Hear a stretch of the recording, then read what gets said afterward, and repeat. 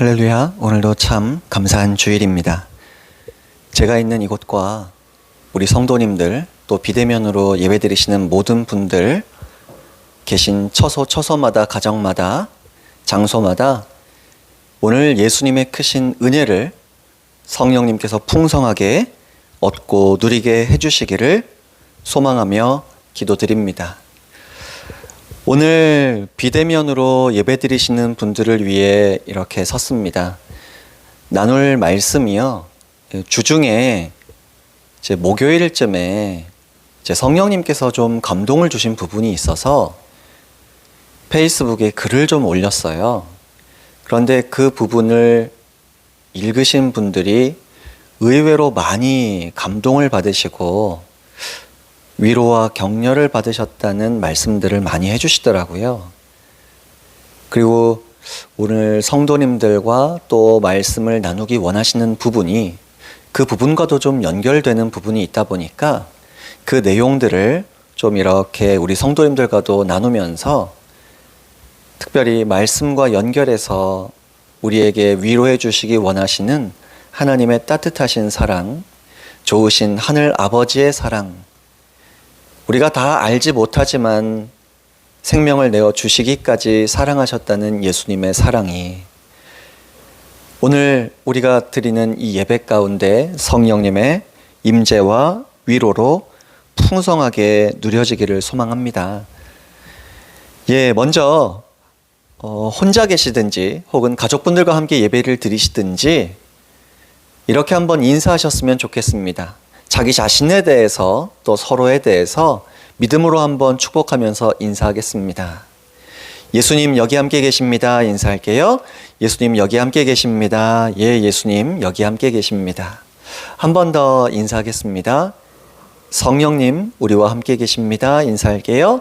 성령님 우리와 함께 계십니다. 성령님 여기 함께 계십니다. 마지막으로 한 번만 더 이렇게 인사할게요. 서로를 바라보시거나 혹은 혼자 계신다면 자기 자신을 이렇게 믿음으로 선포하면서 축복하면서 인사할게요. 나는 하나님 사랑 안에 있습니다. 이렇게 인사하겠습니다. 함께 인사합니다. 나는 하나님 사랑 안에 있습니다. 예, 우리 성도님들 예배드리시는 모든 분들이 하나님 사랑 안에 계십니다. 오늘 먼저 본문 말씀을 좀 제가 대표로 읽어드리겠습니다. 성경 이사야 43장 18절에서 21절까지의 말씀인데요. 너무나 잘 아신 말씀 제가 좀 읽어드리겠습니다. 18절부터 읽겠습니다. 너희는 이전 일을 기억하지 말며 옛날 일을 생각하지 말라. 보라 내가 새 일을 행하리니 이제 나타낼 것이라. 너희가 그것을 알지 못하겠느냐. 반드시 내가 광야의 길을 사막의 강을 내리니 장차 들짐승 곧 승냥이와 타조도 나를 존경할 것은 내가 광야의 물을 사막의 강들을 내어 내 백성 내가 택한 자에게 마시게 할 것임이라. 이 백성은 내가 나를 위하여 지었나니 나를 찬송하게 하려 함이니라. 오늘 본문 말씀에 보시면 참 감사하고 감동적인 부분이 마지막에 읽어드린 부분에 있습니다. 이 백성은 내가 나를 위하여 지었나니 나를 찬송하게 하려 함이니라. 하나님의 자녀들인 저와 여러분을 향한 하나님의 목표와 계획이 이 말씀에 담겨 있습니다. 하나님을 찬송하게 하시는 목적을 이루시기 위하셔서 저와 여러분의 삶에 고난이 있고 영적 전투가 치열하고 저와 여러분을 믿는다는 이유로 혹은 우리의 실수를 빌미로 치열하게 공격하고 또 아픈 말을 하는 상황과 관계 속에서 우리 하나님께서는 하나님을 찬송하게 하시고자 반드시 도와주실 것입니다. 그 약속의 말씀을 오늘 18절부터 이 21절까지의 말씀에 설명하고 계신데요. 이렇게 코로나19로 어려울 뿐만 아니라 엎친 데 겹친 덮친 격으로 개인적인 삶의 어려움도 직장의 불안감도 연애와 결혼의 문제도 다양한 질병의 문제가 본인부터 가족들에 이르기까지 사랑하는 지인들에 이르기까지 누구에게나 다가오고 있습니다. 오늘 그래서 함께 읽은 본문 말씀 이사야 43장 18절부터 21절까지의 말씀을 본문으로 해서 이런 제목으로 은혜를 나눴으면 좋겠습니다. 그는 보이지 않아도 날 위해 일하시네. 여러분 어디서 들은 것 같지 않습니까?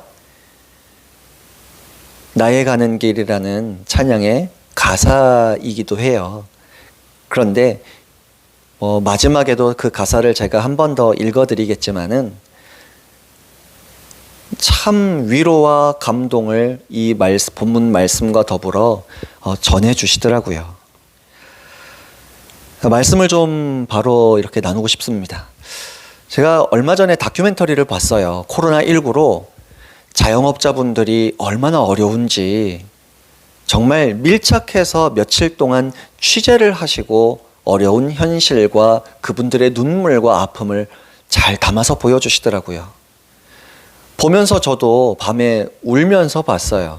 마음이 너무 아프더라고요. 그 중에 한 식당을 제가 봤는데요.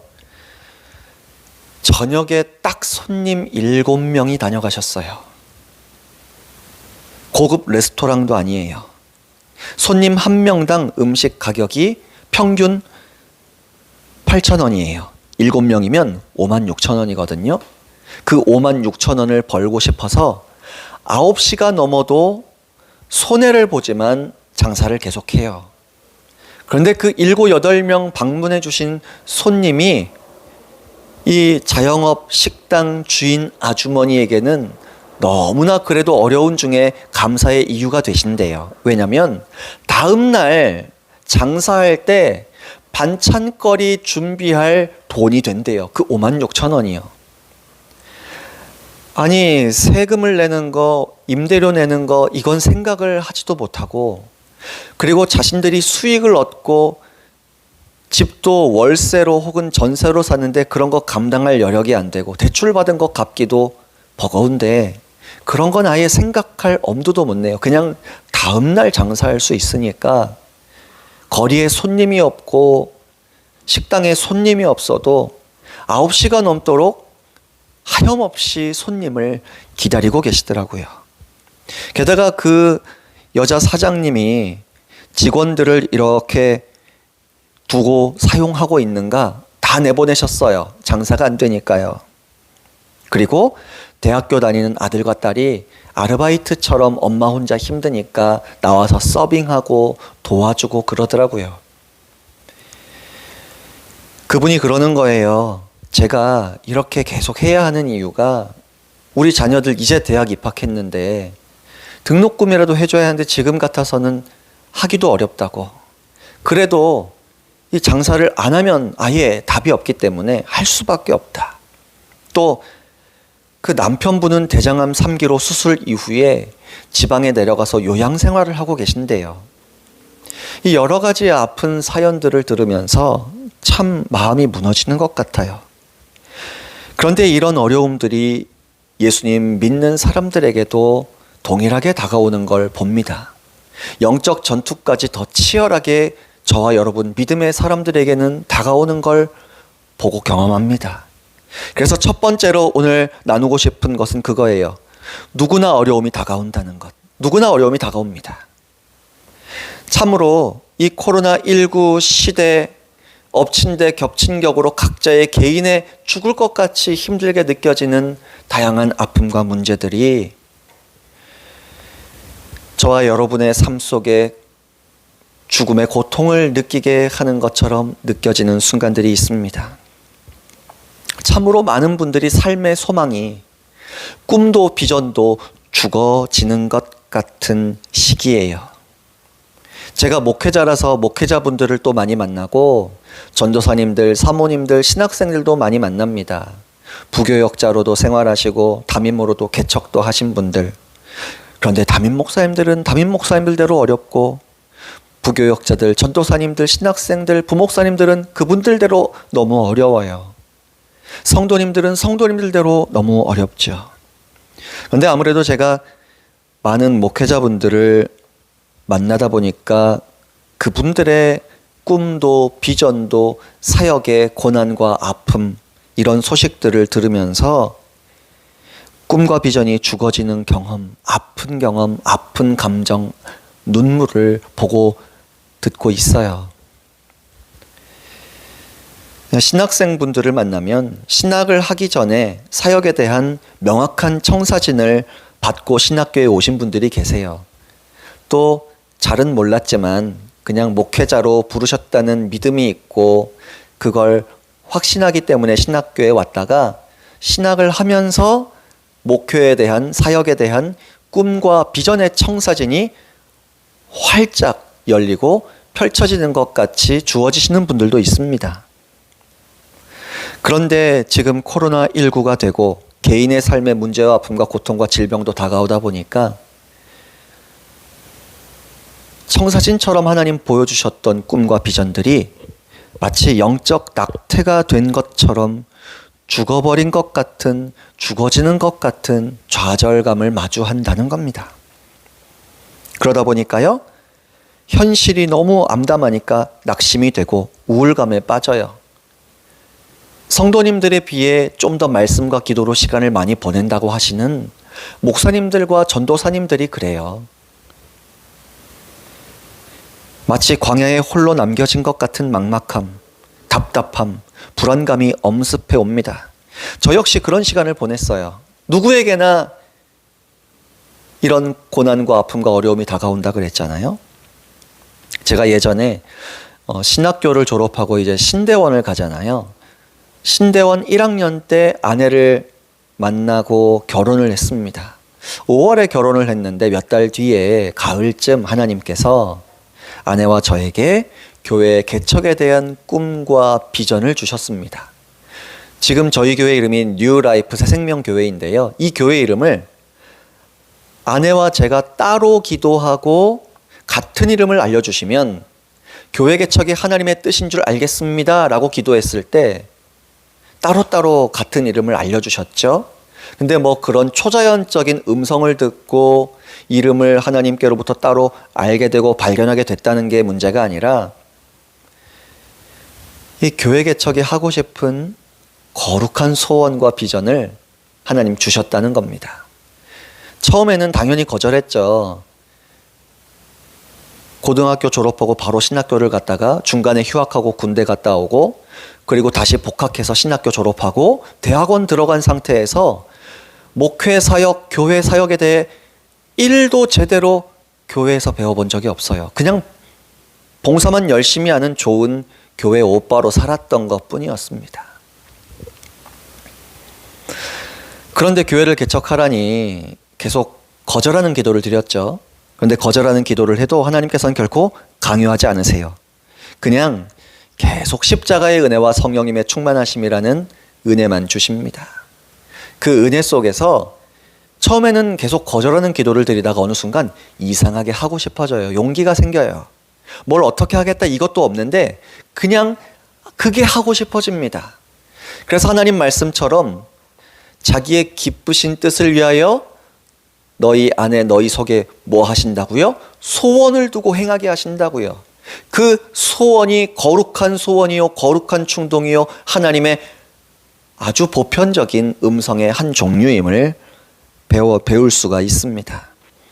그러다 보니까 이 교회를 개척하고 싶은 소원이 내가 능력도 안 되고 주제도 안 되지만 이상하게 하고 싶어지는 하나님 주신 소원임을 점점 확신하게 되고 또 몇 가지 더 확증을 해주시는 부분들이 있어서 교회 개척은 우리 가정 적어도 아내와 나에게 하나님 맡겨주신 비전인가 보다 이렇게 받아들였죠. 근데 좀 긴장감이 들었어요. 왜냐하면 신학생 때부터 선배 전도사님들, 선배 목사님들 보면 저희 신학교를 졸업한 분들이 특히 개척을 참 많이 하셨는데요. 전부 다 간증을 들어보면요. 개척으로 인도하심을 받고 확증을 받고 부르심을 받으면 빠르면 3개월, 개척을 후딱 하세요. 늦어도 2년, 아주 착실하게 꼼꼼히 준비해서 2년 안에 개척을 다 하시더라고요. 그러니까 저도 늦어도 2년 안에는 할 줄 알았죠? 근데 2년이 지났는데 소식이 없는 겁니다. 3년이 지나도 5년이 지나도 소식이 없어요. 그러니까 뭐 했겠어요? 중간에 다른 인도하심이 있어서 저는 여의도 순복음교회에서 설교 편집실, 조용기 목사님 설교 테이프실, 설교 편집실에서 이 사역 아닌 사역을 시작한 거죠. 계속 10년이 다 되도록 영적인 광야에 저 혼자 떨어져 있는 것 같아요. 답답하고 막연하고 불안하고 두렵고, 아니 개척을 하라고 하셨는데 왜 다음 단계로 인도하지 않으시지? 그런데 나중에 깨달았어요. 사실 하나님께서는 다음 단계로 인도해 주시고 계셨더라고요. 그런데 하나님의 생각과 제 생각이 다음 단계에 대한 기준이 달랐던 겁니다. 저는 다음 단계라고 해서 개척할 장소를 보여주실 줄 알았어요. 그리고 사람들을 보내주실 줄 알았어요. 그리고 사람들이, 개척 멤버들이 모일 줄 알았어요. 근데 알아서 안 모이고 장소도 안 가르쳐 주시더라고요.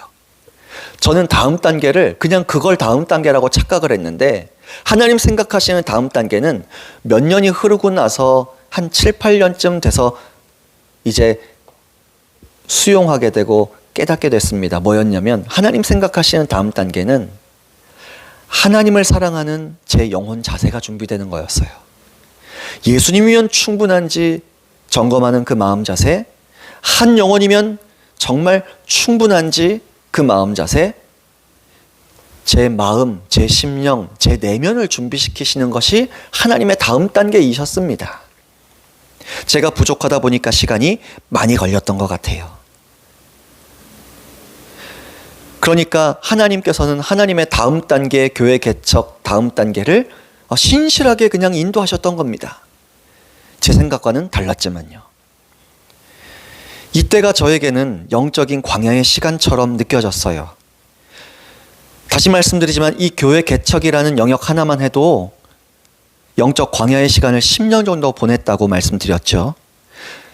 그런데 개척도 아니고요. 10년이 지나서 개척 멤버 모임을 하도록 또 인도하셨는데, 그 모임도 3년 8개월, 총 13년 8개월을 하고 나서야 지금 여러분 영상으로 보는 이 장소, 여기서 개척 멤버 14분과 이동해서 창립 예배를 드렸습니다.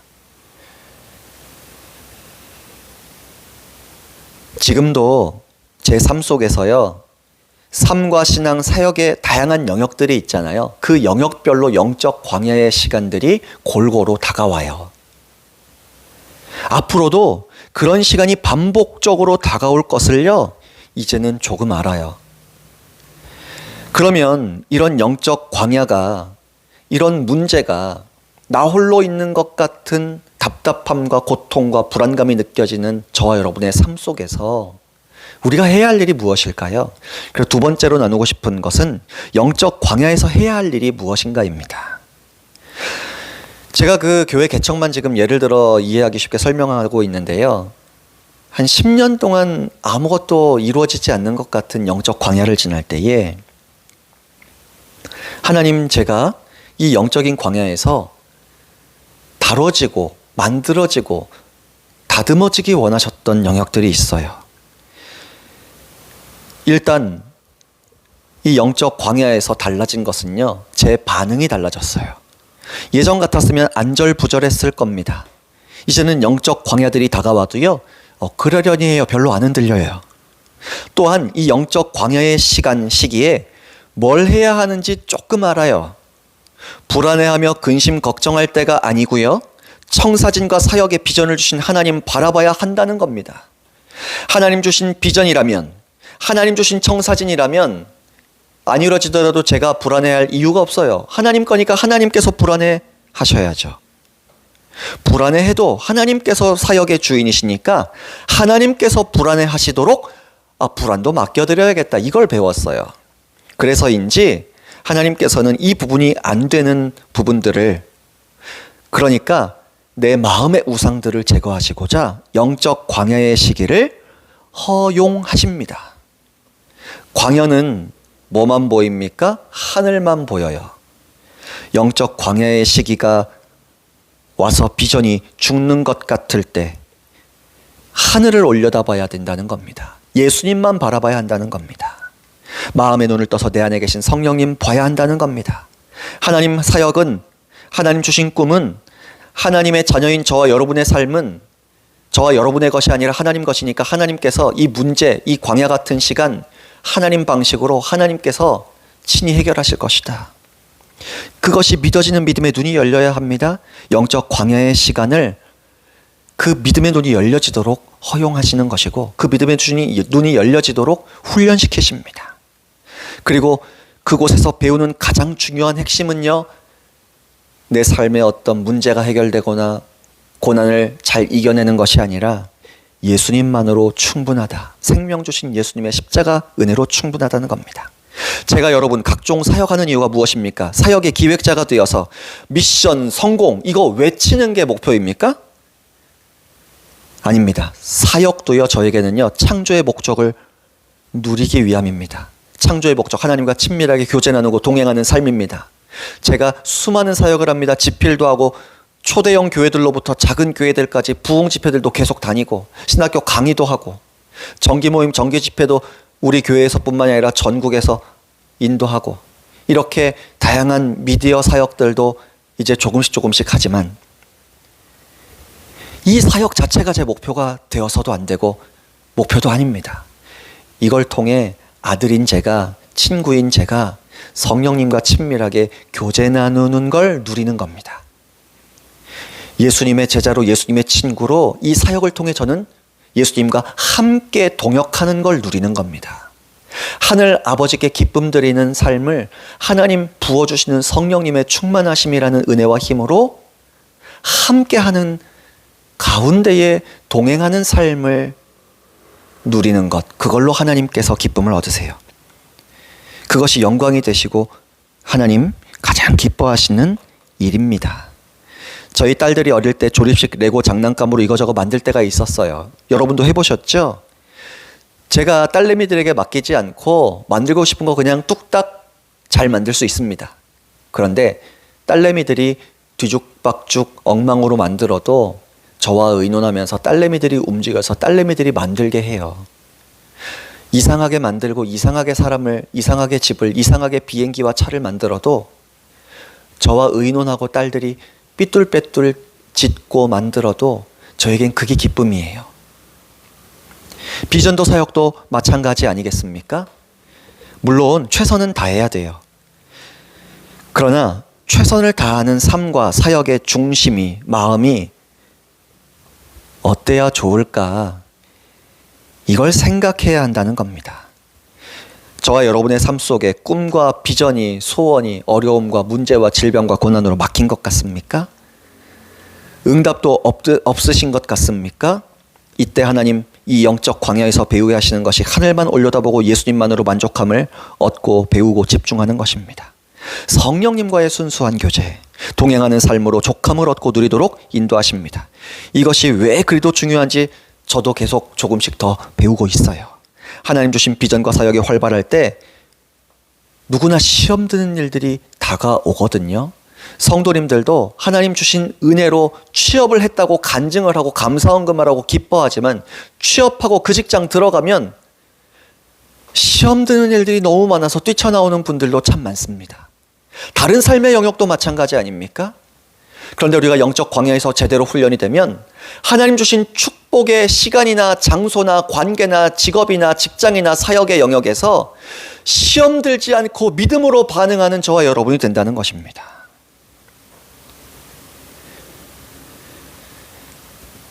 그래서 그런 훈련이 잘 된 분들은요, 시험 드는 일들이 발생해도 영적 광야와 같은 현실 속에서 평소 성령님과 친밀하게 교제 나누고 예수님만 바라보는 습관이 탄탄하게 훈련된 사람, 쉽게 흔들리지 않습니다. 시험 들어도요, 빨리 그 시험 풀고 정답을 맞춰버립니다. 영적 여유가 생깁니다. 예수님의 사람답게 반응하는 내면의 여유가 생깁니다. 그 은혜를 누립니다. 혹시 저와 여러분의 삶에 꿈과 비전과 청사진이 망가지는 것 같고 더 이상 광야와 같아서 길이 없는 것처럼 느껴지십니까? 이때가 우리의 영혼을 깊이 잠잠히 들여다볼 때입니다. 그러면 그 광야 속에서 우리 안에 계시고 곁에 계신 성령님을 순수하게 바라보게 됩니다. 그렇게 순수하게 성령님을 바라보고 도우심을 구하다 보면 성령님의 가장 위대하신 사역, 예수님만 바라보게 하시는 역사를 일으키십니다. 그래서 제가 자주 부탁드리기는, 그래서 우리가 성령님께 자주 말을 걸자고 부탁드리는 겁니다. 성령님을 자주 생각하자고 부탁드리는 겁니다. 무엇이든지 성령님과 의논하자는 겁니다.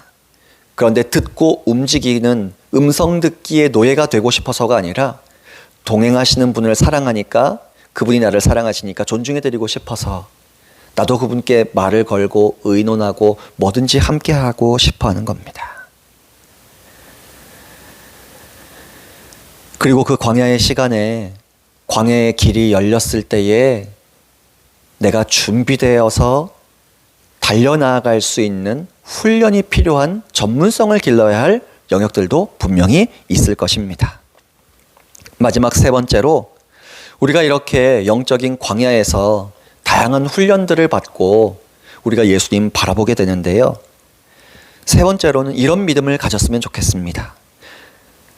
저와 여러분의 삶 속에, 인생의 광야에 우리 하나님 반드시 길을 만드신다, 이 믿음을 선택하자는 겁니다. 광야의 길을 만드신다는 믿음을 선택하자. 이 광야의 시간은요, 반드시 끝이 있습니다. 한편으로는 영역별로요, 반복해서 또 올 수 있어요. 다만 영적 광야에서 이스라엘 백성들처럼 불평할 것인가, 아니면 광야가 올 때마다 저와 여러분은 믿음으로 반응할 것인가, 이 선택해야 합니다. 믿음으로 반응해서 예수님과 데이트하는 시간, 단둘이 친밀하게 단둘이 시간을 보내는 시간이 영적 광야의 시간인가, 그 선택을 해야 한다는 겁니다. 그래서 이제는 무언가 길이 막히고 그러면, 더 내가 예수님과 성령님과 좋으신 하늘 아버지와 단둘이 교제 나눠야겠다. 코로나19로 지금 2.5단계 격상돼서, 거리두기가 격상돼서 비대면으로 예배드리잖아요. 불 꺼진 성전에 저 혼자 나와서 뭐 할까요? 모여서 예배드리지 못하는 영적 광야와 같이 느껴집니다. 그럼 성전에 날마다 혼자 나와 앉아가지고 더 예수님 바라봐요. 더 성령님 바라봅니다.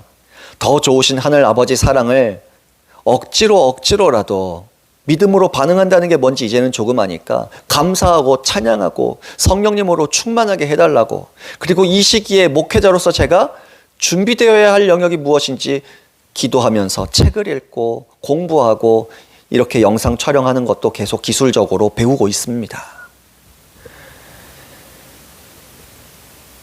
우리는 이런 시기에 믿음으로 반응하기를 선택하고 성령님과 예수님과 데이트하는 시간으로 삼으면요, 반드시 성령님의 도우심으로 예수님 바라보는 삶을 어떤 경우에도, 축복의 시간이 다가와도 선택할 수 있게 됩니다. 다시 비전의 길을 열어주실 날이 올 것입니다. 이미 예수님만으로 충분한 내면 상태를 갖춘 사람들은요, 다시 말씀드리지만 시험 드는 일이 다가와도 예수님 바라보게 될 것입니다. 시험이 주님의 사랑에서 저와 여러분을 결코 끊을 수 없음을 확신하고 안심하게 될 것입니다. 하나님의 때에 예수님께서 길이 되신다는 것, 친히 길을 또 열어주신다는 것, 저와 여러분의 꿈과 비전의 길을 열어주실 것이라는 것, 그것을 믿고 선택하시고 그걸 함께 보기를 소망합니다. 오늘 제목, 이 찬양을 가사를 좀 읽어드리겠습니다. 이 찬양의 가사의 내용이 저와 여러분의 삶에 이미 성취되었음을 믿고 감사를 드립니다. 읽어드리겠습니다.